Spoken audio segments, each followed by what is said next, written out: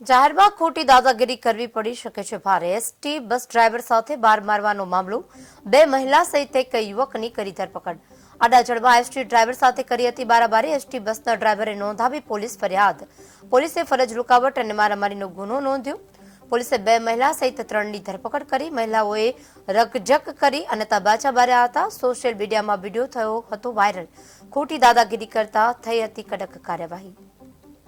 Adajan police સ્ટેશનમાં એક city બસના ડ્રાઈવર સાથે માથાકૂટ થયેલાનો બનાવ બનેલ છે। એની અંદર બે બહેનો છે લેડીઝ અને એક જેન્ટ્સ છે। એ લોકો એક બેન જે જીતાલી બેન હતા એ પોતે એક્ટિવા ચલાવતા હતા અને બસની આગળથી નીકળ્યા એટલે ડ્રાઈવરે એમને ટોક્યા કે બેન બરોબર ચલાવ।